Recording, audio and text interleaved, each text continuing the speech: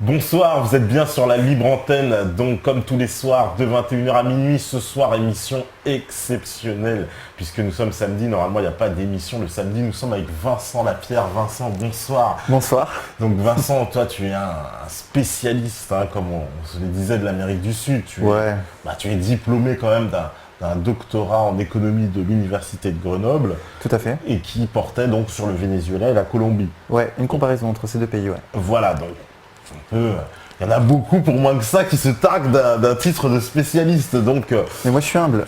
voilà, nous en tout cas, tu seras notre spécialiste donc Bah ok, de l'Amérique du Sud.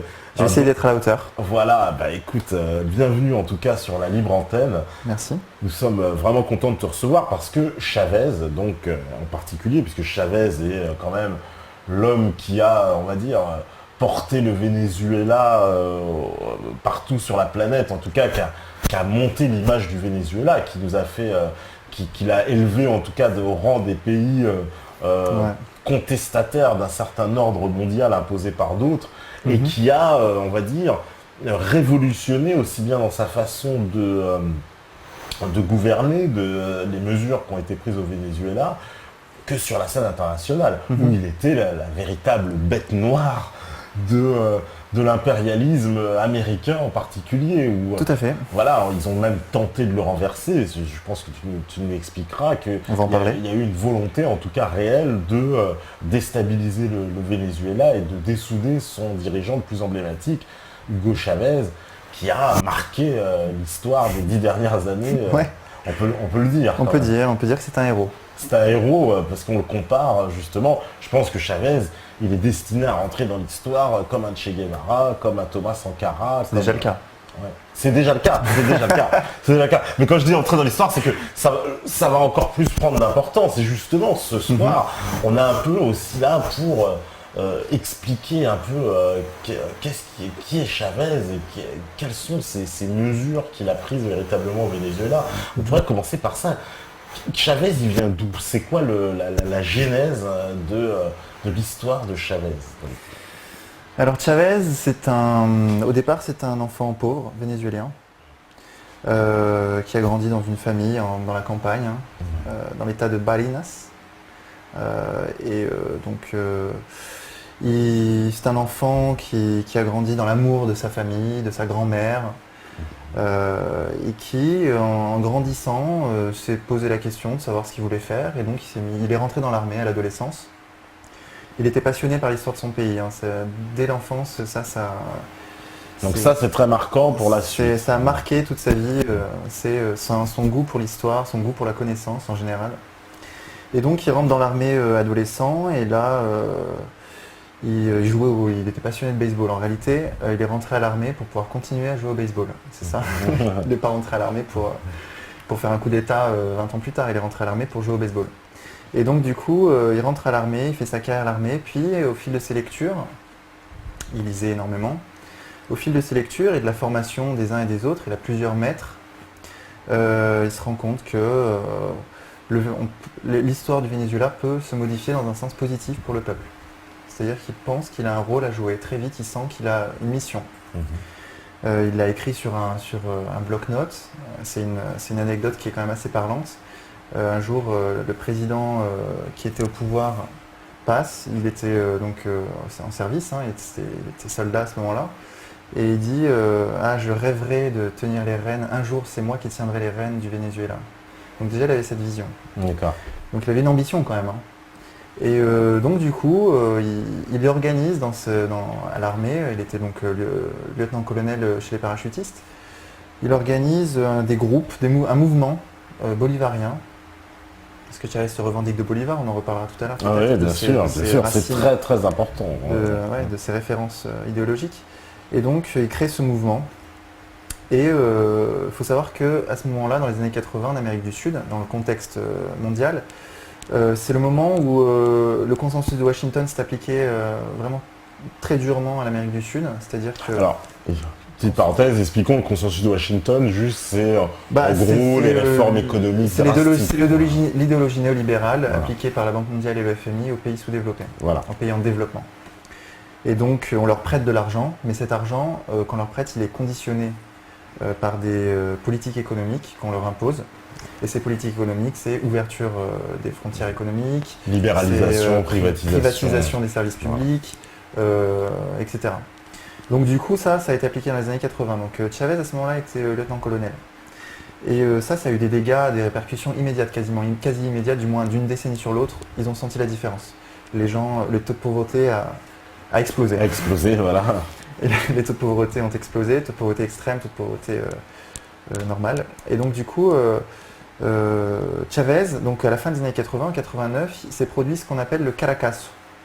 C'est-à-dire que les Vénézuéliens, face à cette pauvreté extrême et ces mesures très dures, sont sortis dans la rue et sont allés piller les magasins. C'était des révoltes.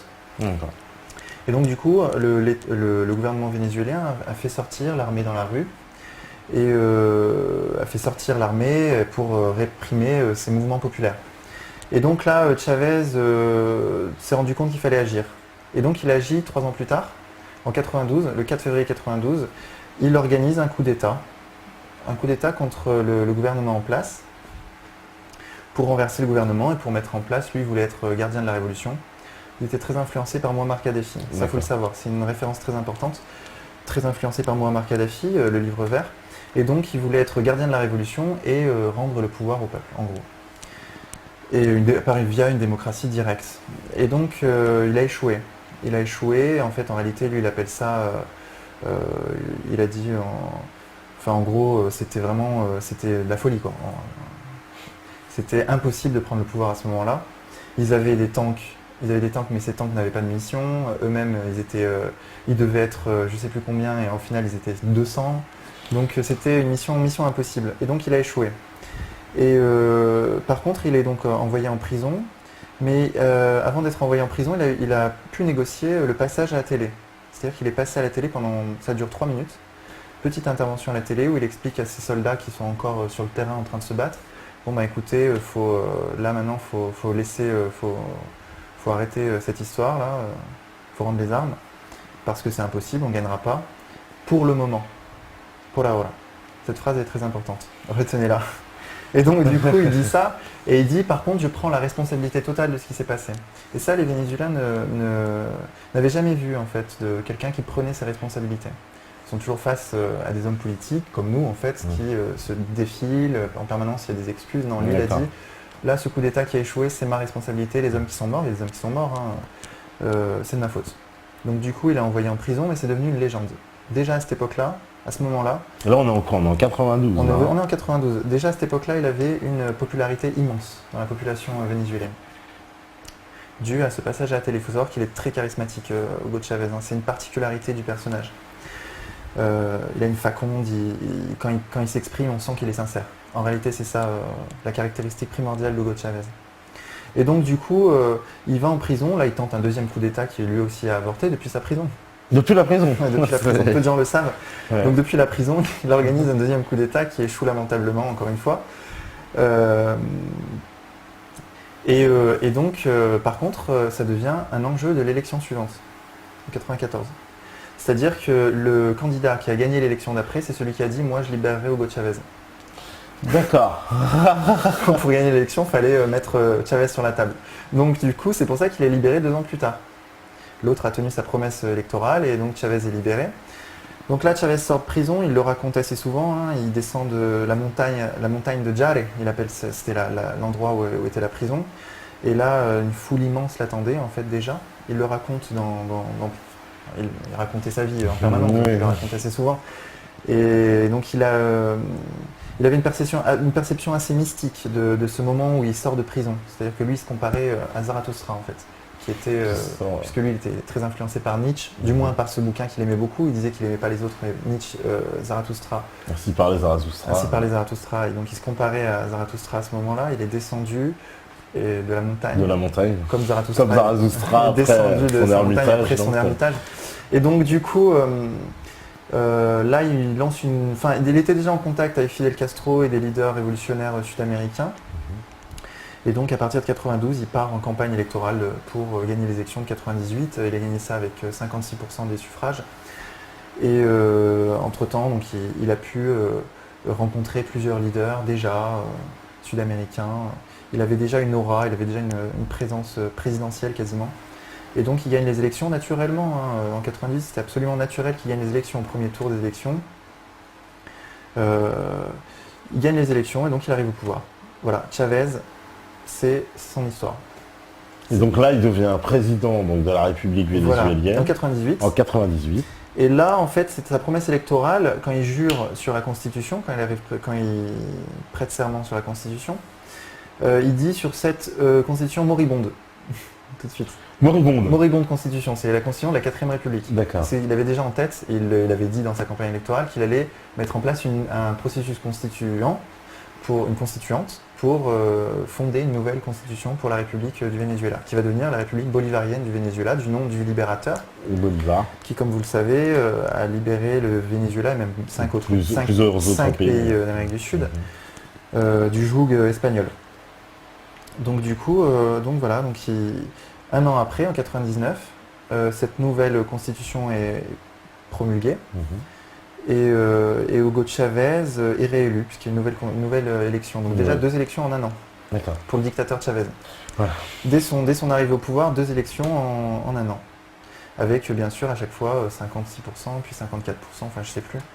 Mais c'était systématiquement ça quoi. La majorité des voix. Systématiquement. Et donc il arrive donc, au pouvoir. C'est quoi les premières mesures qu'il prend? Donc il fait une constitution. Déjà ça c'est énorme, on va dire quoi, au niveau de l'emblème. Donc cette constitution, elle se fonde sur un principe qui est le principe de la démocratie. Eux appellent ça la démocratie participative et protagonique. C'est-à-dire que chaque individu est censé participer déjà à la vie collective et être le protagoniste lui-même des politiques économiques qui sont mises en place par l'État. C'est-à-dire que les lois ne sont plus promulguées uniquement du haut vers le bas, mais que les gens participent eux-mêmes. C'est ce que participent eux-mêmes à la mise en place des politiques publiques. Moi j'ai fait ma thèse sur le système de santé vénézuélien entre autres et colombien, c'est une comparaison des 2 systèmes de santé et les gens décident concrètement dans leur réalité comment s'organise le système de santé. Donc ça a des avantages et des inconvénients dont on pourra parler. D'accord. Mais en gros ils sont investis d'un pouvoir dont ils n'étaient pas investis sous la 4ème République et en fait dans toute l'histoire du Venezuela. Donc les gens se réunissent concrètement, hein, la démocratie directe, c'est les gens se réunissent tous les week-ends en assemblée communale. Donc les quartiers, dans les villages, ils se rassemblent et ils décident par vote à main levée des décisions qui vont être prises par la collectivité. Par exemple, on va installer ici un centre de soins. Ces soins, qu'est-ce que vont être ces soins? Est-ce que ça va être des soins? Est-ce que ça va être un dentiste? Est-ce que ça va être un médecin généraliste? Ce médecin, où va-t-il dormir? Alors il va dormir chez moi parce que chez moi c'est un peu la débrouille aussi, mais en gros il s'organise comme ça. Ici on va mettre une cantine populaire où la nourriture sera gratuite. C'est-à-dire comment on va utiliser l'argent de l'État. C'est nous qui décidons de comment on va utiliser cet argent. C'est incroyable, c'est révolutionnaire quand même déjà. C'est le principe de la révolution. Non mais ce qui est aussi fondamental, ça c'est c'est le socialisme du 21e siècle. Là ce que je suis en train de décrire, c'est les principes fondateurs de ce que Chavez appelait le socialisme du 21e. En fait c'est pas Chavez, c'est Correa qui a utilisé ce terme le premier, mais disons le socialisme du 21e siècle, c'est ça. Mais c'est aussi, donc la partie démocratique, c'est celle-ci. Mais il y a une deuxième partie qui est très importante, c'est la gestion des ressources naturelles. Il faut savoir que le Venezuela, c'est le premier pays en termes de réserve de pétrole prouvé. Mondial, dans le monde. Il a entre 20 et 30% des réserves mondiales de pétrole. Donc plus que l'Arabie Saoudite. Largement plus. Dans le bassin de l'Orénoque, donc ça c'est récent, hein, c'est depuis 2006 qu'ils ont découvert ça. Donc à l'époque, Chavez, dès qu'il s'est formé idéologiquement, il a compris tout de suite, il s'est dit mais il faut utiliser ce pétrole pour les programmes sociaux. Il le savait, c'est en grande partie pour ça qu'il voulait accéder au pouvoir, parce qu'il savait qu'il y avait cette manne qui fuyait totalement le Venezuela, puisque à l'époque c'était les multinationales étrangères qui exploitaient le pétrole au Venezuela, et bien sûr ne reversaient que 1% de dividendes à l'État vénézuélien. Et encore ce 1% était capté en fait par une élite multimilliardaire qui plaçait cet argent dans des paradis fiscaux, et donc en fait en réalité le peuple vénézuélien n'a jamais vu pendant un siècle d'exploitation de pétrole, n'a jamais vu la couleur de l'argent issu de cette exploitation de pétrole. Donc du coup, la grande révolution, et c'est là où on entre dans les enjeux sérieux, à la limite, sa démocratie fait ce qu'il veut dans son pays. Là où on entre dans le conflit dur avec les puissances occidentales, c'est que Chavez utilise ce pétrole pour ses programmes sociaux, les revenus de ce pétrole, donc l'impôt est passé de 1% pour les multinationales à 30% en quelques années, donc les mecs ils ont compris à qui ils avaient affaire. et donc cet impôt a augmenté et les nouveaux gisements qui sont découverts ne sont plus exploités uniquement par des entreprises étrangères, mais en partenariat. C'est systématiquement des partenariats, par exemple sino-vénézuéliens, russo-vénézuéliens ou même américano-vénézuéliens, enfin peu importe, mais à chaque fois le Venezuela est là à 51% dans l'exploitation d'un gisement pétrolier. D'accord. Ils sont systématiquement engagés majoritairement dans les exploitations pétrolières. Et il a nationalisé aussi la compagnie pétrolière. Alors en réalité, c'est ça. Ce qu'il a fait tout de suite, dès son arrivée au pouvoir dans les années 2000, tout de suite. Bon, il y a eu la tragédie de Vargas qui lui a pris un an, c'est-à-dire des glissements de terrain, des pluies énormes qui ont fait que pendant un an, Chavez a finalement rien pu faire quasiment. Mais dès qu'il s'est sorti de cette tragédie, il a nationalisé, en fait en réalité renationalisé l'entreprise pétrolière vénézuélienne qui s'appelle PDVSA. Petróleos de Venezuela, société anonyme, ça veut rien dire. Et donc il a renationalisé. En réalité, elle était déjà nationale depuis les années 70. C'était une entreprise publique. Mais elle était gérée comme une entreprise privée et les revenus du pétrole étaient, comme je vous l'ai dit, captés par cette élite. Du coup, lui, ce qu'il a fait, c'est créer un fonds qui s'appelle le FONDEN, Fonds de développement national, qui s'interpose entre le PDVSA, désormais nationalisé, du moins réellement nationalisé. Du moins, c'est ce qu'ils croyaient. En réalité, elle ne l'était pas vraiment jusqu'en 2004. Parce qu'en 2004, ils ont fait un coup d'État pétrolier. Ils ont bloqué la production pétrolière. Les élites de PDVSA qui n'avaient pas été changées. Chavez n'avait pas fait de purge. Donc, il avait laissé les ingénieurs, les élites, les gestionnaires à leur place. Et ceux-ci ont fait un coup d'État en 2004. C'est-à-dire, ils ont bloqué la production pétrolière. Et ça a eu une répercussion énorme sur le pays. Vous imaginez, 90% des exportations du pays, c'est du pétrole. Du coup, ils ont bloqué les exportations du pays, donc du coup, ils ne pouvaient plus importer, donc ça a fait des carences énormes dans l'économie. Donc c'était monstrueux. Donc là, Chavez, à partir de là, a changé les élites de cette PDVSA. On le voit avec son sifflet, c'est une image qui est assez connue, enfin peut-être que vous ne la connaissez pas, mais avec son sifflet, il siffle « pa fuera », et puis il dit le nom de chaque dirigeant et toi, pas fuera. Enfin, c'était aussi très. Beaucoup de mise en scène. C'était à la sud-américaine. Pas fuera, accent sifflé. Pas fuera. Mais donc, du coup, il a nationalisé cette entreprise pétrolière et il a créé ce fonds d'En. Et donc, l'argent du pétrole, c'est-à-dire à peu près. Bon, ça dépend actuellement, c'est aux alentours d'entre 30 milliards et 50 milliards de dollars par an. Qui sont reversés sur ce fonds d'En. Et ce fonds d'En redistribue cet argent dans des programmes sociaux. Dans programmes sociaux qu'on appelle missions au Venezuela. Ce sont les missions. D'accord. Donc ces missions, il y en a une trentaine. Elles concernent ça peut concerner aussi bien la santé, l'alimentation, l'éducation. La mission Robinson, il faudra en parler. L'éducation, même la peinture dans les maisons. C'est-à-dire qu'ils payent la peinture des maisons si la couleur de peinture choisie est une couleur du drapeau vénézuélien. Ah ouais. Ouais. C'est excellent. Donc c'est la mission Barrio Tricolor. On paye la peinture du maison si vous choisissez une couleur du drapeau vénézuélien. Bref, donc plein de missions comme ça. Et cette nationalisation, cette renationalisation de PDVSA, elle s'accompagne d'une part par une augmentation donc, de l'impôt capté par rapport aux multinationales qui exploitent le pétrole, mais aussi, et ça c'est très important de le comprendre, par une réactivation de la stratégie de cartel au sein de l'OPEP. Il faut savoir que le prix du baril avant Chavez c'était $20 le baril. Ouais. Maintenant c'est $100, c'est même au-dessus de $100. Et si maintenant l'essence est aussi chère, je crois qu'on peut dire que c'est en grande partie dû à Chavez. Parce que lui avait besoin bien sûr de faire pression pour augmenter le prix du pétrole pour ses programmes sociaux. Donc du coup, ce qui fait, il faut savoir que le Venezuela, c'est un membre éminent de l'OPEP, c'est le membre créateur de l'OPEP. L'OPEP, c'est l'ensemble des pays qui ont des réserves les de pays pétrole, exportateurs de pétrole. Et donc, en fait, le principe d'un cartel en économie, c'est qu'ils se mettent d'accord sur des quotas de production. Donc, ils disent, on va produire moins. En produisant moins, la demande mondiale étant toujours la même, voire augmente. Donc, en produisant moins, ça fait exploser le prix. Mais pour ça, il faut que tout le monde se mette d'accord et s'y tienne. Par exemple, ce que fait en ce moment l'Arabie Saoudite, et Hugo Chavez s'en plaignait il y a 2 ans, c'est que l'Arabie Saoudite produit au-dessus de ses quotas de production. Du coup... un peu toujours, l'Arabie Saoudite, parce qu'ils avaient fait le coup aussi aux Russes à l'époque. Ils font toujours du free riding, enfin du passager clandestin, c'est-à-dire qu'ils sont au sein de l'OPEP, ils profitent des cours élevés, mais eux-mêmes produisent beaucoup. Du coup, Chavez s'en plaignait, ouvertement. Et donc du coup, mais là le Venezuela va augmenter ses quotas de production là prochainement.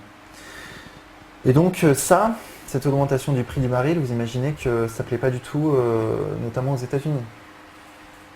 Donc il y a une perte de pouvoir sur le plan, du Venezuela, c'est-à-dire qu'ils perdent du pouvoir sur un pays qui est fondamental pour leur économie, puisque le Venezuela est le 4e importateur de pétrole pour les États-Unis. D'accord, donc c'est énorme.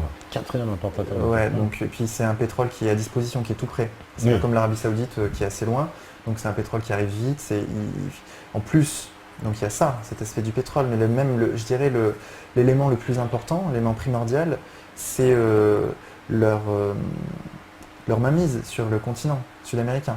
C'est-à-dire qu'en perdant le Venezuela, avec un Chavez, avec un dirigeant qui émerge, et qui ils le savent très bien, ils le sentent, a cette influence sur son peuple, mais aussi sur un continent tout entier. Parce que Chavez, quand il parlait aux Vénézuéliens, mais il parlait aussi à l'Amérique du Sud tout entière. À toute l'Amérique du Sud, bien sûr. À toute l'Amérique du Sud. Et c'est ce qu'on va voir sur 10 années. Il va réussir à créer un certain nombre d'alliances. Donc il y a l'UNASUR, il y a l'ALBA, il va rentrer dans le Mercosur. Tout ça, je ne sais pas si on aura le temps d'en parler. Oui, j'espère bien. Si. Parce que c'est très important pour comprendre effectivement. Donc du coup, voilà, donc les États-Unis l'ont senti tout immédiatement, ça, que Chavez allait prendre une importance énorme sur le continent. Donc c'était un enjeu géopolitique majeur. Donc on a le prix du pétrole qui augmente, et ça ne convient pas aux États-Unis, ni à personne d'ailleurs en Occident. Le prix du baril qui augmente, on a une perte de pouvoir sur un continent qui est leur précaré depuis 200 ans. Et sur le plan intérieur, les multinationales qui perdent de l'argent. Donc ces 3 raisons font qu'en 2002, Chavez a été renversé en fait. Oui, un coup d'État absolument incroyable. Donc c'est incroyable, en réalité c'est pas incroyable, en réalité c'est très courant en Amérique du Sud. C'est-à-dire que moi je suis étonné qu'on trouve que c'est incroyable. Ce qui est incroyable, dans la façon quand ça a été. Il faut savoir qu'en fait en Amérique du Sud, et ça à mon avis il faut que les téléspectateurs, je sais pas, c'est des téléspectateurs. C'est des téléspectateurs. Téléspectateurs le sachent. En Amérique du Sud, dans chaque pays d'Amérique du Sud, au moins un dirigeant politique a été renversé par la CIA. Oui. Chaque pays d'Amérique du Sud. Que ce soit en Équateur, Jaime Roldos, qui lui aussi était un nationaliste, qui voulait récupérer la gestion des ressources de son pays, que ce soit au Brésil dans les années 70, João Goulart, Chavez en parlait très souvent, c'était un militaire, il s'est fait renverser, il a dû s'exiler à Cuba, que ce soit par exemple Miguel Torrijos à Panama. Panama, parce il fallait le renverser le tuer même. Ils l'ont tué dans un accident d'avion. Il y a beaucoup de présidents. C'est le fameux livre qui est expliqué par Hopkins, l'ancien agent d'influence, qui explique très bien. Pour récupérer la gestion du canal de Panama, ils ont dû renverser Torrijos, ils l'ont fait. Quelques mois après Roldos, d'ailleurs les deux dans un accident d'avion. Les accidents d'avion. Allende, bien sûr. Allende, qui a été renversé, tué. Dans chaque pays d'Amérique du Sud. Voilà. Donc du coup, le fait que Hugo Chavez ait été renversé, c'est pas étonnant, c'était même prévisible. C'était prévisible. Par contre, ce qu'il n'avait pas prévu, Donc en soi, le coup d'État, c'est un coup d'État. La particularité quand même, c'est que c'est un coup d'État d'abord médiatique. C'est parti des médias, c'est-à-dire que les médias ont incité les gens, en fait, les Vénézuéliens, à sortir dans la rue. Donc les médias privés au Venezuela, c'est 9 chaînes sur 10 en gros. Il y a une chaîne qui est gérée par l'État, Canal 8, VTV, et puis 2 chaînes qui sont neutres pro-Chavez, entre les deux. Et le reste des chaînes, c'est anti-Chavez, mais dur. Voilà, voilà, pour bien poser le paysage médiatique au Venezuela, parce que souvent Chavez était présenté comme quelqu'un qui avait mis les médias dans sa poche, soi-disant. Bah, c'est marrant en fait. C'est marrant parce que c'est tellement éloigné de la réalité que... D'ailleurs, je pense qu'on peut à ce niveau-là peut-être insérer, ou je sais pas, qu'est-ce que tu penses ? Une petite vidéo que tu as. Ah bah excellent, bah, vas-y. De Chavez. Alors je vais donner le nom à notre ami qui est en régie, Stéphane. Tu pourrais mettre Chavez censure-t-il les médias? C'est la dernière vidéo. Donc voilà. Alors Chavez censure-t-il les médias? Et on revient juste après, tu nous commentes. Tuvimos problemas en nuestro país donde cerraron las televisoras. Y ¿cómo podemos hacer para que los medios independientes tengan una voz en nuestros países? Tú estás diciendo una gran mentira. Que yo he cerrado televisoras. ¿Dónde y cuándo? ¿Tú sabes dónde se han cerrado televisoras? Y yo no veo que los medios, grandes medios, los critiquen. En Honduras. En Honduras han cerrado televisoras, radio. Muchas, en casi todo el país. Yo no he cerrado una televisora. Dime tú cuál. Por eso te digo, yo te repregunto. ¿Tú eres capaz de razonar tu pregunta? ¿Es posible? Dime tú cuál y dónde.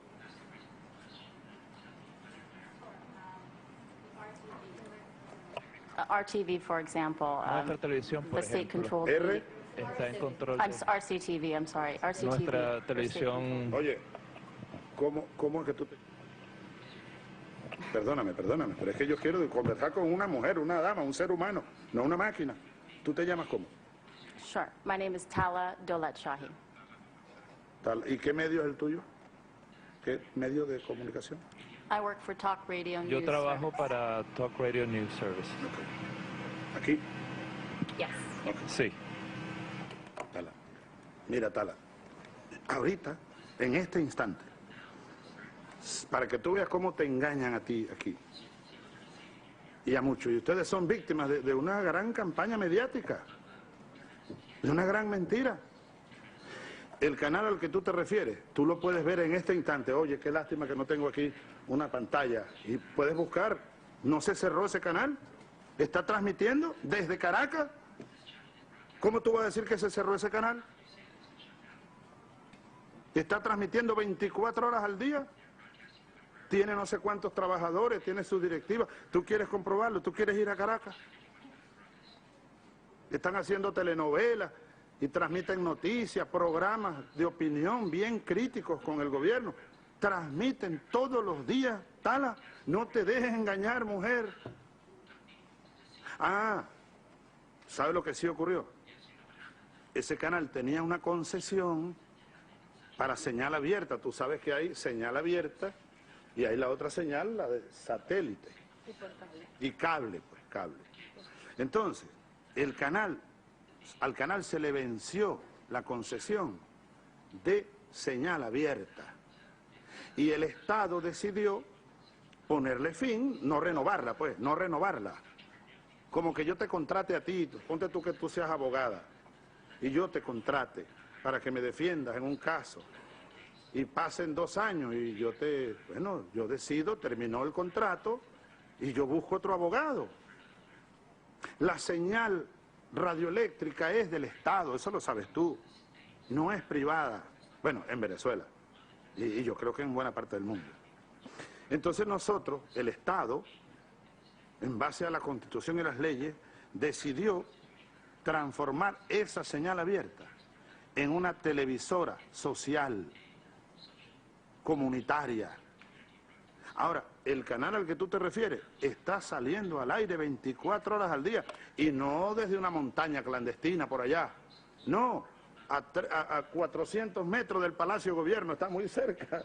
Toda la planta está intacto, están transmitiendo. Tú lo ves, tú lo has visto, te invito a que lo veas. Entonces, tú estás elaborando una pregunta en base a un sofisma, a una mentira. Yo te digo una cosa, Tala, y te lo juro yo que nací en Venezuela y crecí en Venezuela, estos 55 años que llevo.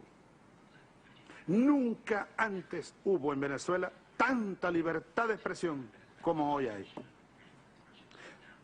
¿Cuántas televisoras comunitarias hay ya? 27 televisoras y 350 radios. Esta mujer que te está hablando aquí es Blanca Ecaut, la ministra de Comunicación e Información, periodista. Ella te puede dar muchos detalles de cuándo han perseguido los periodistas en Venezuela, cuándo se cerraron televisoras. En una ocasión, gobiernos anteriores hasta bombardearon, le tiraron bombas a una antena para sacar del aire a una radio. Metieron presos periodistas, torturaban periodistas, censuraban los medios, nombraban censores del gobierno en los medios de comunicación. Y pare de contar, eso se acabó en Venezuela, Tala. Está aflorando por todos lados la libertad de expresión más grande que pueda haber en país alguno. Libertad de crítica, libertad de pensamiento. Estamos empeñados en levantar la cultura en el pueblo. La cultura, la creatividad, la batalla de ideas. A mí me encanta la batalla de ideas. Entonces, no es cierto lo que tú tomaste como base para hacer tu pregunta. Nosotros estamos defendiendo plenamente la libertad de prensa, la libertad de expresión, la libertad de pensamiento. ¿Tú sabes quiénes no defienden la libertad de prensa? Los dueños de los medios de comunicación de la oligarquía. Esos no defienden la libertad de prensa, ellos imponen una línea. Los dueños de los medios, ellos son el más grande atentado a la libertad de expresión. Periodistas que no se comporten como ellos dicen, lo votan, lo echan.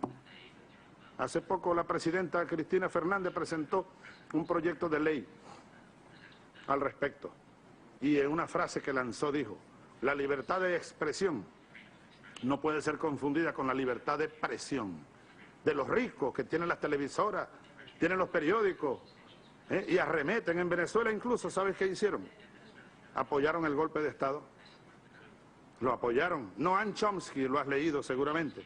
Le preguntaron hace poco tiempo qué hubiera pasado aquí en Estados Unidos si CNN y el otro apoyan un golpe de Estado. ¿Sabe lo que dijo Chomsky? Bueno, no solo los hubieran cerrado, allá no se cerró ninguno. No solo los hubieran cerrado, sino que hubieran llevado a sus dueños a la silla eléctrica. No lo digo yo, lo dijo Noam Chomsky. Anda por allá, te invito a que vayas a Venezuela de todos modos y no te dejes engañar, que tienes cara de inteligente. Tala. De retour sur la libre antenne, donc on vient de voir cette vidéo donc de Chavez. Voilà, donc pour la liberté d'expression, je pense qui montre bien que voilà, c'est... que la liberté d'expression pour des médias privés, c'est la liberté de pression. Ah. Oui, donc de retour, apparemment, problème de son, la régie, des coups de fouet qui se perdent, comme d'habitude. Donc, on va... donc, tu nous disais donc qu'effectivement, donc Chavez, c'est un fervent défenseur de la liberté d'expression. Et là, il nous explique l'imposture. En réalité, oui, c'est le cas. Souvent, l'exemple qui est pris, donc là, on en était quand même au coup d'État, au coup d'État, au coup d'État médiatique. Donc, pendant ce coup d'État, donc les médias ont incité les gens à aller dans la rue, donc voilà. massivement. Donc à tuer Chavez, on appelait à son... Oui, bien sûr, à plusieurs reprises. Les insultes, les appels au meurtre et compagnie. Les appels au meurtre, hein, ça c'est du classique. Mais par contre, là où c'était pas classique, c'est de les appeler à sortir dans la rue et en fait de façon anarchique, c'est-à-dire aller se confronter physiquement aux chavistes, qui eux-mêmes étaient sortis pour répondre à cette manifestation anti-Chavez. D'accord. Du coup, il y a eu tout de suite un contexte de guerre civile. Donc tout ça est très bien expliqué dans le documentaire Le coup d'État ne sera pas télévisé. La révélation ne sera pas télévisée. Voilà, on vous le passera d'ailleurs, hein, on vous le passera. Bien sûr, donc ça il faut absolument, c'est impératif de le regarder, même pour comprendre le Venezuela, mais aussi pour comprendre le monde en général, comment il fonctionne. Et donc du coup, Ce qui s'est passé, c'est que les Américains, donc la CIA, avait infiltré 5 snipers au Venezuela, qui étaient placés dans des endroits stratégiques et qui ont ensuite été exfiltrés en hélicoptère. Tout ça, ça a été prouvé par Eva Gollinger dans son bouquin Chavez Code CIA ou un truc comme ça, ou Code Chavez, CIA Code Chavez. Je ne sais plus trop bien le titre. Mais en gros, elle l'a prouvé avec des documents déclassifiés, puisqu'elle-même est une avocate américano-vénézuélienne, très proche de Chavez. Donc elle a pu démontrer qu'il y avait des snipers qui étaient embusqués à des points stratégiques, qui ont tiré sur la foule, attention, des deux côtés, c'est-à-dire aussi bien du côté chaviste qu'anti-Chavez, tuant des gens, il y a eu des morts. Et que ensuite, bien sûr, les médias ont repris une image où on voyait des chavistes en train de tirer sur des policiers qui eux-mêmes étaient en train de réprimer, parce que la police au Venezuela, c'est une catastrophe. C'est la police la plus décentralisée au monde. Il y a des corps policiers dans tous les sens. Moi, j'étais au Venezuela. Les policiers font plus peur que les malandros, que les gens, les méchants, quoi. Oui, d'accord. Et les racailles, en gros. Et donc, il y a beaucoup de corps policiers, la police municipale, la police étatique, la police nationale. Et donc, en fait, parmi ces corps policiers, il y en avait un, la Metropolitana, qui est habillée en noir, on dirait une milice, vraiment une milice privée. Et eux, ils réprimaient les gens, les pro-Chavez. Donc du coup, les anti-Chavez tiraient sur ces policiers. Mais en fait, la façon dont a été filmée la scène pouvait montrer que les chavistes, qui étaient dans la manifestation pro-Chavez, tiraient sur les anti-Chavez, ce qui n'était pas le cas. Mais l'angle de caméra choisi prêtait à manipulation. Et donc du coup, sur cette base, tous les médias internationaux se sont mis à dire Chavez a lancé ses milices sur une manifestation anti-Chavez. Donc là, gros tollé médiatique mondial, grosse pression internationale sur Chavez qui est dans son palais présidentiel. Là, l'armée profite de cet instant pour entrer en dissidence, du moins certains militaires très haut placés, parfois même des proches de Chavez. Trahir Chavez, ça c'est une question que je me poserai toujours. Comment on fait pour trahir un homme comme Chavez? Ça a existé dans ces 14 années de pouvoir, il y a des gens qui ont trahi Chavez. Et donc du coup, des militaires qui entrent en dissidence, qui l'annoncent à la télévision, bien sûr, qui leur ouvrent les bras. D'ailleurs, c'était prévu, c'était un plan qui était prémédité à l'avance. Manipulation médiatique, ensuite dissidence de l'armée, ensuite ils arrivent au palais présidentiel, sont reçus par Chavez. Et là, il lui présente une lettre, voilà. Président, il lui demande de signer sa démission. Voilà, c'est votre lettre de démission, vous n'avez qu'à la signer. Et lui, Chavez, il temporise, il appelle Fidel Castro, il appelle des gens qui sont très proches de lui. Fidel Castro lui dit « Surtout ne sois pas un nouvel Allende ». Il lui donne ce conseil pendant cette nuit-là. « Ne sois pas un nouvel Allende, ne va pas te faire tuer. On n'a pas besoin d'un Allende, on a besoin d'un Chavez vivant. Alors, quitte à te faire extrader ici à Cuba ou quitte à fuir le Venezuela, mais surtout n'accepte pas de mourir. » Et donc là, Chavez rappelle les militaires en question, les dissidents, et leur dit « Bon, moi je démissionne pas. Mais faites-moi prisonnier. Vous allez faire prisonnier le président élu du Venezuela, le président qui est en charge de la République, quoi. Et donc, c'est ce qui s'est passé. Donc, ils ont emmené prisonnier sur une île dans les Caraïbes. Et il y a des images de ça. On voit Chavez qui est dans cette prison-là. Et à un moment donné, donc il le racontait assez souvent, parce que, comme je disais tout à l'heure, il était très mystique, Chavez. Donc quand il racontait ces événements, il savait que l'histoire était en train de se construire à ce moment-là, il le sentait, il sentait le poids de l'histoire sur lui, pour ainsi dire. Et du coup, à un moment donné, il se promène sur la plage. Il se promène sur la plage, il regarde les étoiles, et puis il se retourne, et là il y a un groupe de militaires qui s'avance vers lui. Des militaires manifestement hostiles et commencent à l'insulter, commencent à le mettre en joue. Donc là, Chavez, il prend son Christ qu'il a dans sa poche systématiquement. Il faut savoir que Chavez, c'est poche gauche la Constitution, poche droite le Christ. Très important de comprendre ça. Si on parle de Mélenchon tout à l'heure, il faudra vraiment qu'on mette les choses bien au clair. Et donc, il sort son Christ et il dit, bon, c'est le moment de mourir comme le Che. Il le racontait... Moi, j'ai traduit une vidéo, parce qu'il faut savoir que j'ai traduit 130 vidéos de Chavez. Tu as traduit les vidéos de Chavez, bien sûr. On l'a pas dit. Tu n'étais pas le traducteur officiel, mais tu as traduit. J'ai traduit Hugo Chavez, parce que je pense que s'il y avait une personne à traduire à ce moment-là, c'était lui, quoi. En plus, je parle couramment espagnol, donc ça tombait bien. Et donc, j'ai fait ce travail avec la foi du charbonnier. Mais je pense que j'aurais pu en faire plus, c'est mon regret. Mais j'ai déjà fait pas mal quand même. Mais donc du coup, il raconte ça dans une des vidéos et il tient son Christ dans sa main et dit je vais vous montrer comment meurt un homme. C'est ce qu'avait dit le Che quand il s'est levé. Donc, il a dit je vais vous montrer comment meurt un homme.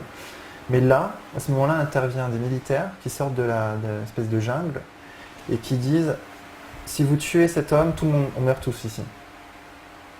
Donc ils se sont mis en joue mutuellement. C'est vraiment comme dans les films. Hein. Là c'est l'histoire qui s'écrit. Et donc ils se mettent en joue mutuellement et finalement ça a marché. Chavez est sorti vivant de cette petite... il allait mourir. Il en est sorti vivant. Lui, il disait « Je suis allé de miracle en miracle ». Il le dit dans son discours du 8 décembre 2012, le dernier discours de Hugo Chavez. Il dit « Nous sommes allés de miracle en miracle ». Et un des miracles, c'est qu'il ne soit pas mort à ce moment-là. Il aurait pu mourir aussi en 92, je ne l'ai pas dit tout à l'heure, mais en 92, quand il a fait son coup d'État, il y avait des snipers embusqués qui tiraient sur ces soldats quand il sortait de l'endroit où il avait fait sa petite conférence de presse de 5 minutes, là, où il est rentré en histoire à ce moment-là. Là, il est sorti de ça, et en fait, en sortant en file indienne avec tous ces soldats, il y avait des mecs qui les prenaient en joue et qui tiraient. Chavez aurait pu mourir à ce moment-là aussi, en 92, à la sortie du coup d'État.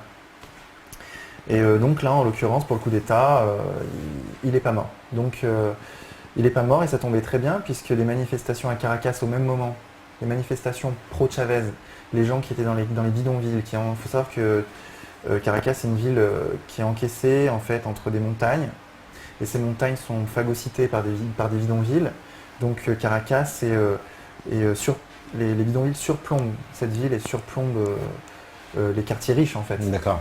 Et donc là, tous les gens des bidonvilles sont descendus. Donc ça fait des dizaines de milliers de gens dans la rue tout de suite, qui encerclent le palais présidentiel où était le fameux, je ne sais plus son nom, son nom m'échappe, tant mieux d'ailleurs.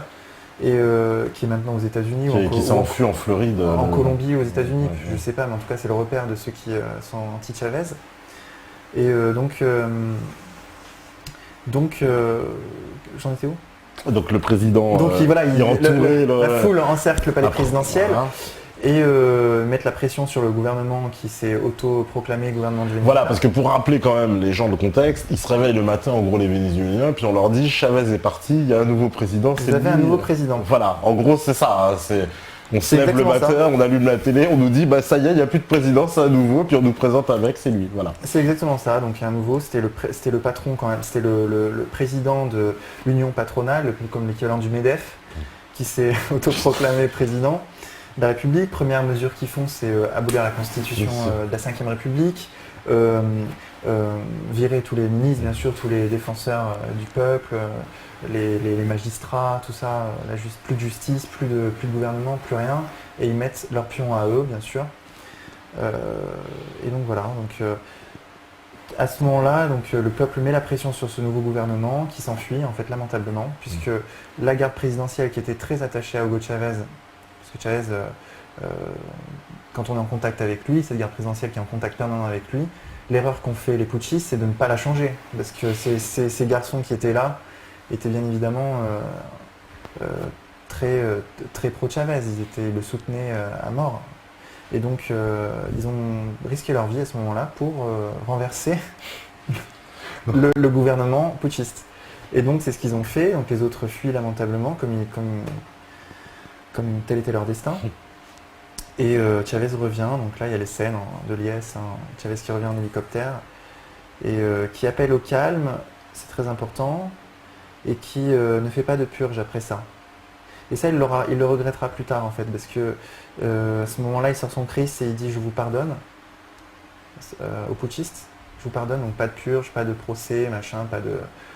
Et il laisse en place les gens même. Enfin, on est à la limite du. C'est très christique. C'est le Christ. En fait, c'est quasiment le Christ au pouvoir. C'est complètement christique. Alors moi, c'est comme ça que je le vois et que je le ressens. C'est-à-dire que Hugo Chavez, c'est une personne qui me fait dire que des personnes comme des prophètes, les prophètes des grandes religions, ont pu exister. Parce que je me dis, si un homme comme Chavez a pu exister en notre temps, le Christ a pu exister, parce que le Christ devait être l'équivalent de Chavez, mais il y a 2000 ans tout simplement. Quelqu'un comme ça, très charismatique, je pense que Chavez, s'il avait 2000 ans en arrière, sans exagérer, je pense qu'il aurait pu être initiateur d'une religion.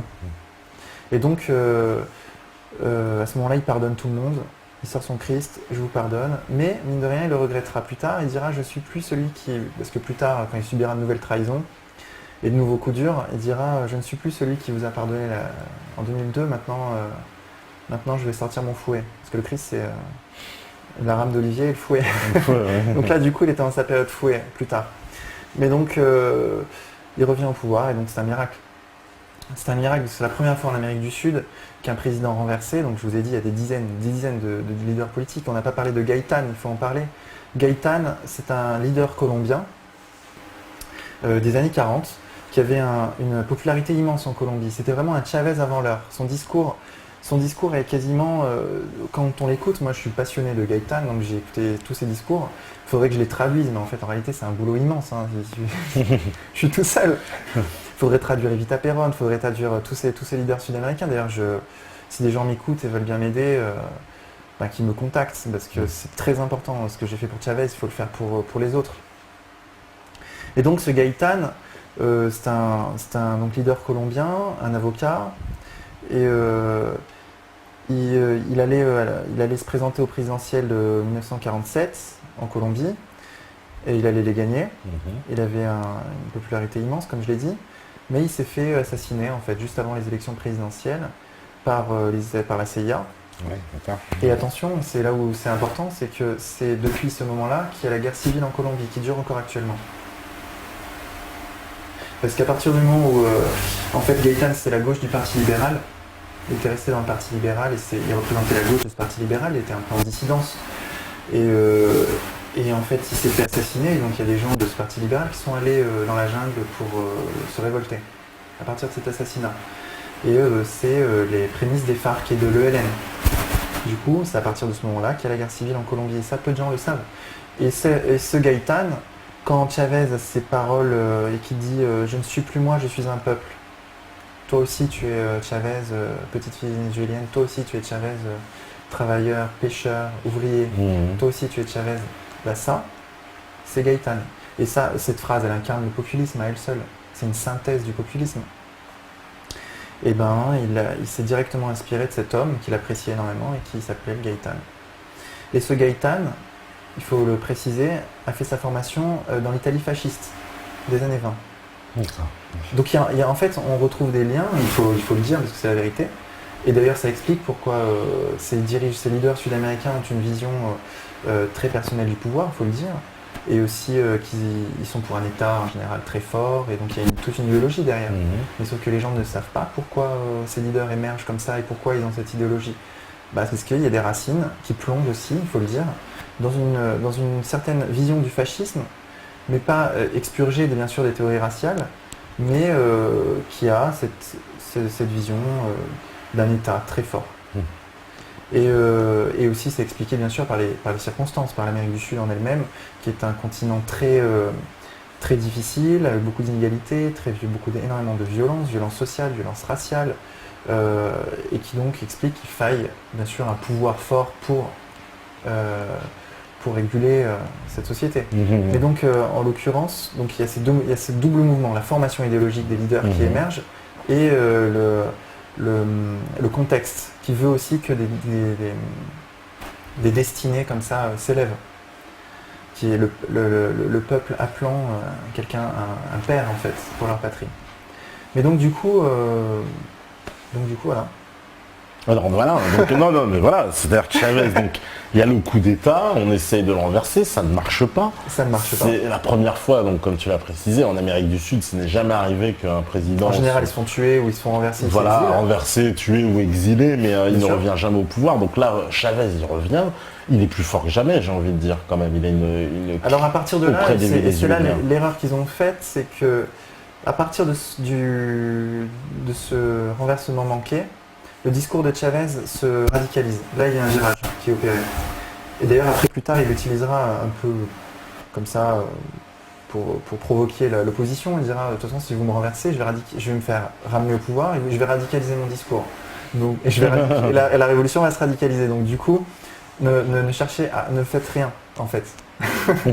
Sinon, ça va aller encore plus mal pour vous plus tard. Et donc, son discours se radicalise. Il commence à ce moment-là à parler de révolution. Il commence à ce moment-là à parler de socialisme. Il commence vraiment à mettre en place les missions, très clairement, très nettement, dans ses discours, dans le champ lexical d'Hugo Chavez, apparaissent des termes qui sont plus radicaux qu'avant. Disons qu'avant 2002, avant 2002-2003, Chavez n'a pas vraiment pu mettre en place ce qu'il avait voulu. Ce qu'il a mis en place, c'était le plus gros morceau, c'était donc la Constitution, bien sûr, qui pose des bases, mais en fait la Constitution, elle est à la fois un socle et un objectif, en fait. Parce que les articles de la Constitution, il faut les appliquer, mais on ne les applique pas tout de suite. Oui, Il faut mettre en place les conditions pour appliquer la démocratie participative, pour appliquer la santé gratuite, pour appliquer tout ce qui est écrit dans la Constitution. Donc du coup, Chavez, le deuxième gros morceau, c'était la nationalisation de PDVSA. Et ce morceau-là, on l'a vu et ça n'a pas fonctionné puisqu'ils ont fait un coup d'État pétrolier en 2004. Donc en fait, il n'a rien fait quasiment. C'est-à-dire que pendant 3-4 ans, Chavez a géré son pays, mais en fait s'est laissé porter par les événements. Parce qu'il y avait beaucoup de forces en fait d'opposition interne, donc parce que le Venezuela c'est un pays en sous-développement et qu'en réalité un président qui veut faire quelque chose, qui veut changer le système, se confronte à des synergies qui sont pluriséculaires, qui sont une bureaucratie énorme, une bureaucratie qu'on n'imagine pas en Europe en fait. Une violence, comme je disais tout à l'heure, qui est très difficile à contrôler et que d'ailleurs Chavez n'a pas réussi à contrôler. Et ça, c'est un élément qu'il faut qu'il faut critiquer. Il faut critiquer de ce point de vue-là le gouvernement d'Hugo Chavez, les 14 années de pouvoir. Et il s'est confronté aussi aux forces de l'opposition, bon, qui étaient au début plus ou moins, qui étaient neutres. Il faut savoir que Chavez, pendant son élection présidentielle, a bénéficié quand même d'une exposition médiatique.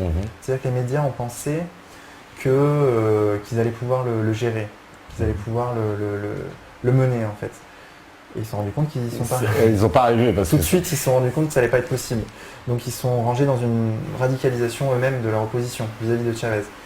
Mais il a bénéficié quand même de cette... Il faut voir la campagne présidentielle de 98 d'Hugo Chavez, elle est très intéressante de ce point de vue-là, de la manière dont il a pris le pouvoir et dont il a feinté en fait. À un moment donné, un des présentateurs lui dit « Mais est-ce que Cuba c'est une dictature ?» Et lui dit « Oui, bien sûr, c'est une dictature. » Donc en fait, il en rabat quand même. Il arrive au pouvoir en esquivant un peu les questions compliquées. Et donc voilà, on en est où là ? Eh ben, donc Chavez, voilà, il revient au pouvoir, il se radicalise. Et son discours se radicalise. Se radicalise. C'est la première phase, voilà. La phase où il est en dilettante. Deuxième phase, radicalisation du discours, il commence à appliquer là sa politique sociale vraiment réellement. Donc les fameuses missions. Alors ça commence par la mission, Barrio Adentro, c'est-à-dire mon domaine de spécialité si je puis dire, puisque c'est le sujet de ma thèse. Donc c'est la première mission. En 2003, des médecins cubains arrivent dans les bidonvilles et disent, ils sont 30 médecins je crois, pour gérer les principales maladies qui existent dans ces bidonvilles. Et donc du coup, ils disent, mais en fait il faudrait qu'on soit des milliers pour résoudre tous les problèmes. Et donc là, Chavez se dit, ok, on va échanger du pétrole, on va donner, je crois que c'est 100 000 barils de pétrole par jour à Cuba. 100 000 barils de pétrole par jour, c'est ça. Et en échange, Cuba va nous donner des médecins, puisque Cuba a des médecins. Trop de médecins, pas parce que voilà. Et en Amérique du Sud, c'est la médecine cubaine, c'est le premier pays sur tous les indicateurs de santé. Ils sont devant, très largement. Très largement, ouais. Et donc Cuba donne des médecins et le Venezuela donne du pétrole. Qui est absolument évident, naturel, de bon sens. C'est ce qui s'est passé, c'est ce qui se passe depuis 10 ans. Donc c'est la mission Barrio Adentro. Et puis ensuite, on a la mission Robinson, qui est très importante. C'est une mission d'alphabétisation des masses. Et donc 1 500 000 personnes ont été alphabétisées en 2 ans par une méthode qui s'appelle Yo Si Puedo. Oui, je peux le faire. Oui, je peux. C'est une méthode cubaine. Et donc, on a le Venezuela qui, en 2005, est déclaré libre d'analphabétisme par l'UNESCO. Donc, En quelques années, en 2 ans, Chavez a réussi à atteindre les objectifs du millénaire du développement qui ont été fixés en 2000 pour tous les pays en développement. Lui, il les a atteints en quelques années. Sachant que les autres en sont très loin de les atteindre, parce que des hommes politiques, vous imaginez bien, qui prennent en charge vraiment les politiques sociales à ce point-là dans les pays sous-développés, Très peu. il y en a, ils se comptent sur les doigts d'une main. C'est pour ça que Chavez est une exception. Et donc, il y a ces programmes sociaux qui arrivent. Ça, c'est la deuxième phase. Si je peux découper la présidence de Chavez sur ces 14 années, il y a ces deux premières phases. Et puis ensuite, il y a la phase, je dirais, approfondissement encore un virage qui est pris. Qui a pris, ouais. En 2008-2009, un nouveau virage qui est pris avec en fait sa maladie. Sa maladie, donc c'est les 2 dernières années de pouvoir, lui font prendre conscience qu'en fait il est mortel, qu'il va mourir un jour, et que donc il faut absolument approfondir sa révolution. Et donc là il met en place les grandes missions. Donc les grandes missions, c'est la mission logement par exemple. 800 000 logements ont été construits en 2 ans. 800 000. 800 000 logements. Alors après, bon, c'est des chiffres officiels. Alors tu vas nous préciser, mais c'est bien ces logements qu'on a vus, donc on construit comme ça des maisons un peu clés en main qui sont... C'est ça, c'est des grands... C'est ça en fait. C'est une critique que je ferais, hein. C'est des grands barres d'immeubles. C'est pas très intéressant d'un point de vue architectural. Mais les gens sont plus heureux parce qu'ils sont logés dans de meilleures conditions, quoi. Ouais, mais les gens passent du bidonville à ça. Mais il faut voir aussi que pas mal de gens ne veulent pas passer du bidonville à ça aussi. Ça, faut le comprendre. Mais au moins, il y a cette volonté de sortir les gens de la misère totale. Donc l'objectif, c'est 3 millions de logements d'ici la fin du mandat de Maduro. Et donc on a la mission logement, on a la mission aussi la police bolivarienne, la réforme de la police, de toutes ces polices décentralisées dont je vous ai parlé. Lui, Chavez, au bout d'un certain temps, au bout de 10 ans de pouvoir, il s'est dit bon quand même, parce que lui dans sa vision, il voulait résoudre le problème de la violence qui date de et qui est endémique au Venezuela. C'est en Venezuela et dans toute l'Amérique du Sud. Ce problème est endémique. Endémique et très ancien. Il date de bien avant Chavez. Donc quand on critique le Venezuela sur la violence, il faut savoir que ça date de plus longtemps que Chavez. Oui, parce que ça concerne tous les pays. C'était un peu la carte qu'on lui ressortait à chaque fois. Chavez, dès qu'on parlait de Chavez, on disait oui, mais le Venezuela est dans les pays les plus violents du monde. Donc, ce qui est vrai. En soi, c'est vrai. D'ailleurs, j'appelle à la prudence tous ceux qui veulent aller au Venezuela, qui croient que peut-être c'est le paradis socialiste sur Terre. Pas du tout. C'est un pays d'une extrême violence. Il faut faire très attention dans la rue, de jour comme de nuit. Moi, je me suis fait agresser 2 jours dans un quartier où il y avait du monde, devant des gens, devant des passants, et à main armée. Et quand on n'a rien, ils ont voulu te braquer. Ce qui était mon cas. Ouais. En général, paraît-il, ils tuent. Ils n'hésitent pas à tuer. Il n'y a pas de respect de la vie comme il pourrait y avoir ici au moins, enfin du moins, de moins en moins, mais au moins ici, on ne se fait pas tuer dans un coin de rue parce qu'on n'a pas de sous. Bah là-bas, si. Et c'est réel, ça. Et donc du coup, moi je me suis enfui pour l'anecdote, mais c'est un pays extrêmement violent. Et donc Chavez n'a pas su résoudre ce problème en 10 ans, donc il a réformé la police au bout de 10 ans. La police bolivarienne, très bien formée par des Européens, très bien formée et unifiée. Ils ont aussi fait en sorte que tous les éléments corrompus des autres polices ne puissent pas intégrer cette nouvelle police. Donc on a cette police qui est en train apparemment de pas mal de résoudre des problèmes concrètement. D'accord. Mais bon, ça, après, les résultats se verront vraiment à long terme, je pense. Et aussi par rapport à la violence, qu'il faut rajouter, à mon avis, et qui est très important, c'est le fait que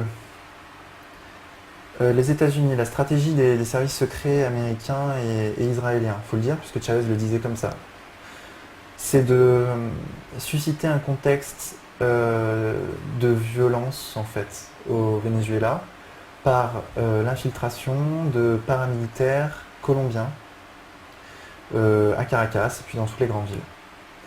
Donc cette infiltration, elle est démontrée.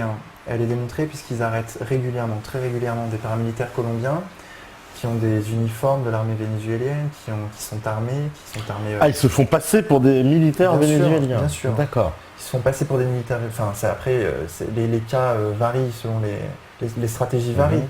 Mais en l'occurrence, une fois un coup de filet qu'ils ont fait de 500 paramilitaires colombiens au Venezuela, c'était en 2008. Ils avaient les uniformes de l'armée vénézuélienne, ils étaient armés, lourdement armés.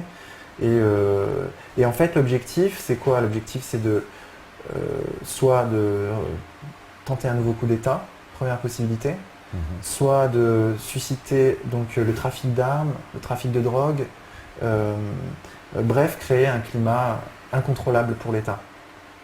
Et ça existe, et ça, c'est réel. Donc, Ça, c'est réel, c'est prouvé, c'est démontré, c'est vérifiable sur Internet avec des sources sûres. Je recommande à chacun de vérifier l'ensemble de mes propos, de ne pas me croire sur parole. Je pourrais être un idéologue, je pourrais être n'importe quoi, c'est vrai. Donc vérifiez bien mes propos et voilà. Donc il y aurait donc des paramilitaires colombiens infiltrés en fait dans les villes pour, on va dire, semer un trouble, un désordre, une violence et entretenir un climat d'insécurité un peu. C'est une évidence.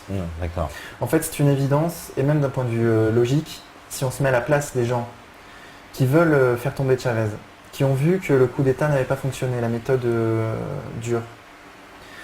Ils se sont dit, bon, la base électorale de Hugo Chavez, c'est les pauvres.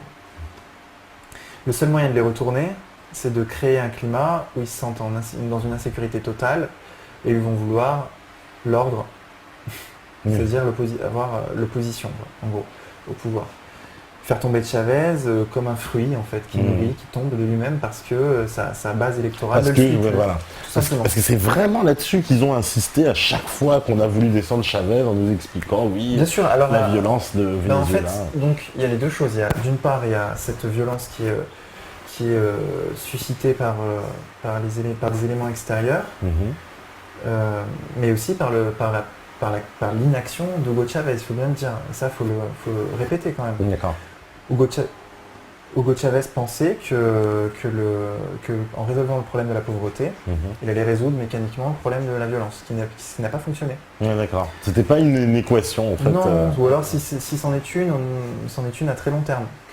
Mais là, on parle de réélection tous les 6 ans, donc c'est pas évident que ça fonctionne dans un temps au moins démocratique, enfin déterminé, quoi. Si ça avait été un dictateur, ça aurait pu marcher sur un très long terme. Il reste 30 ans au pouvoir. 30 ans, ouais. Il a 30 ans pour faire ce qu'il veut. Mais là, non, il est sujet à des échéances électorales. Et donc, ces méthodes-là n'ont pas fonctionné. Et d'ailleurs, je suis bien obligé de dire et de constater que parallèlement à ça, Uribe, qui a été au pouvoir en Colombie en même temps qu'Hugo Chavez, lui a fait la méthode forte. Oui, lui, il a sorti les militaires dans la rue, les militaires, la police à tous les coins de rue. En fait, ça a fonctionné. Ça a marché. Malheureusement, j'aimerais dire que, enfin, je sais pas, mais en tout cas, ça a fonctionné. Il avait quand même été pris par les FARC un peu, il s'en empêtrait un peu. Oui, bien sûr. Donc, ça, moi, je parle pas de la guerre civile, je parle de la délinquance commune. D'accord. C'est vrai que la guerre civile, elle est là, elle est toujours présente et elle est quasiment indéboulonnable. Mais il a réussi à faire baisser donc par cette présence. D'ailleurs, si vous voulez mon analyse sur la guerre civile colombienne, on pourrait considérer que les FARC en réalité ça arrange bien les États-Unis qu'il y ait les FARC en Colombie.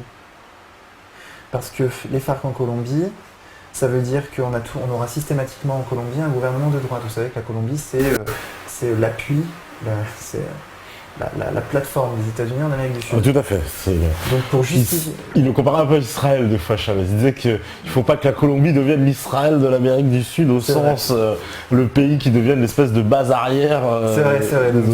De ce point de vue-là, la guerre civile en Colombie est nécessaire pour maintenir un gouvernement de droite en Colombie. C'est-à-dire que tant qu'il y a la guerre civile, les gens se disent bon, on va voter à droite. On n'a pas le choix pour voter à droite pour avoir un pouvoir fort.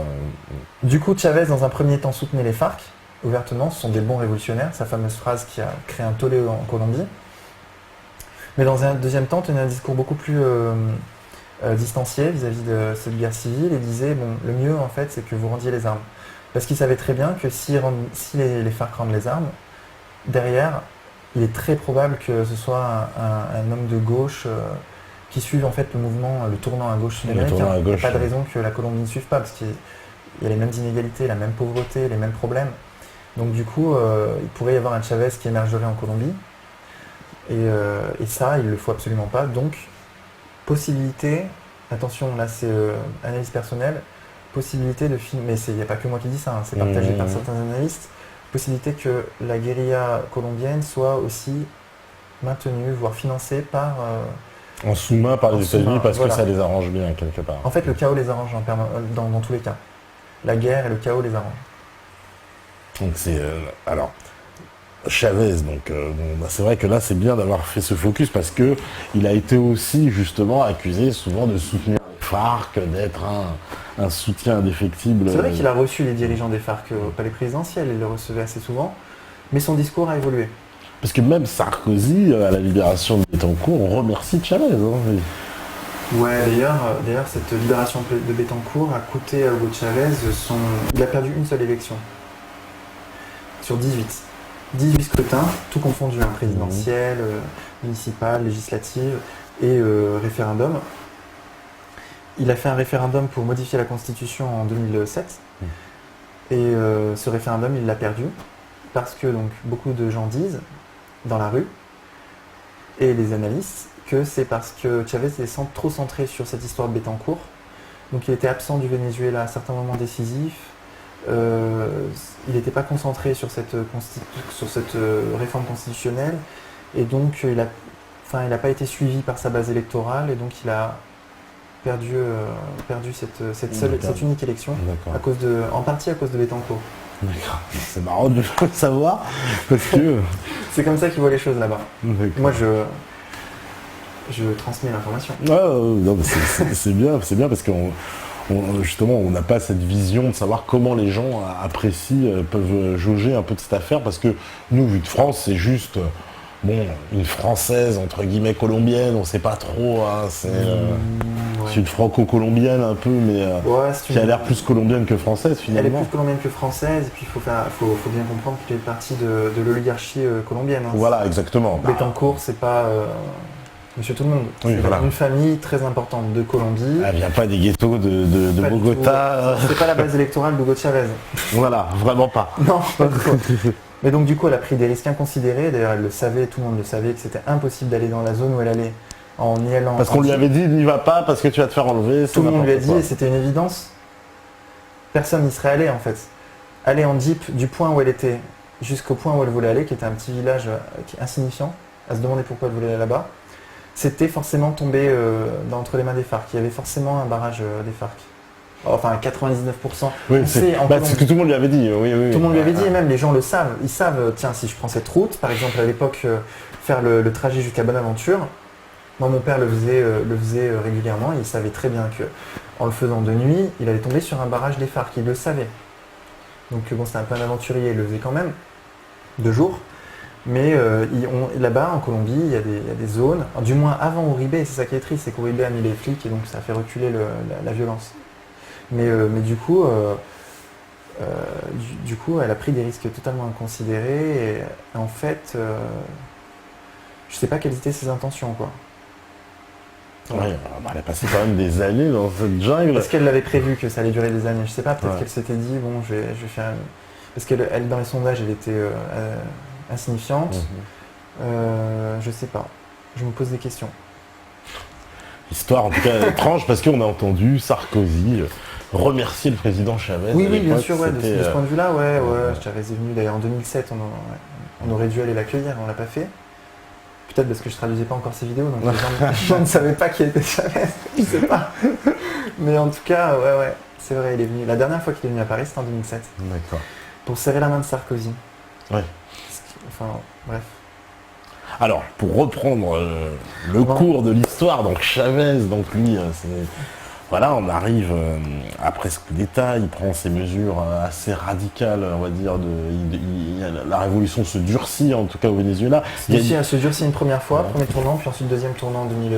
Et il y a un aspect aussi, tu pourrais peut-être nous éclairer, c'est la réforme agraire qu'a mis en place Chavez. Parce qu'il a mis alors un programme qui est très ambitieux de réforme agraire au Venezuela. Bien sûr, donc il y a des millions d'hectares de terres qui ont été Redistribués aux paysans, aux agriculteurs.